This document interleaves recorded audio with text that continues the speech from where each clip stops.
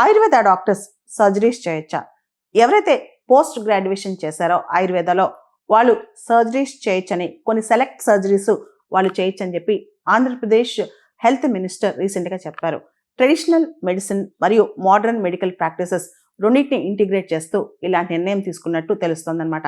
ఇక్కడ మనం గమనిస్తే కనుక ఈ నిర్ణయం అనేది ఇండియన్ మెడికల్ సెంట్రల్ కౌన్సిల్ సంబంధించిన గైడ్ లైన్స్, దాంతోపాటు national commission for Indian systems of medicine వీళ్ళ గైడ్ లైన్స్ ఫాలో అవుతూ ఇలాంటి నిర్ణయం తీసుకున్నట్టు తెలుస్తోంది. దీనికి సంబంధించి ఆయుర్వేద డాక్టర్స్ కొన్ని సెలెక్ట్ సర్జరీస్ చేయొచ్చని చెప్పి కూడా ఏపీ హెల్త్ మినిస్టర్ చెప్పుకొచ్చారనమాట. మనం చూస్తే కనుక ఇక్కడ టోటల్ 58 సర్జికల్ ప్రొసీజర్స్ అనేవి టూ స్పెషలైజేషన్స్లో ఉంటాయన్నమాట ఆయుర్వేదాలో. ఒకటి శల్యతంత్ర, రెండోది శాలక్య తంత్ర అనమాట. శల్యతంత్ర అంటే జనరల్ సర్జరీ, శాలక్య తంత్ర అంటే ఈఎన్టీ కావచ్చు, ఐ డెంటల్ ప్రొసీజర్స్ కావచ్చు, ఇవన్నీ కూడా.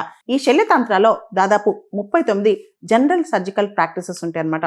వాటిలో కనుక మనం ప్రత్యేకంగా చూసుకుంటే వూండ్ డెబ్రిమెంట్ కావచ్చు, స్కిన్ గ్రాఫ్టింగ్ కావచ్చు, ఇలాంటివన్నీ ఉన్నాయన్నమాట.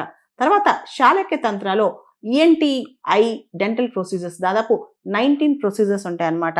ఇలాంటి కొన్ని select surgical procedures Ayurveda doctors చేయొచ్చు అని చెప్పి డిస్కషన్లోకి వచ్చిందనమాట.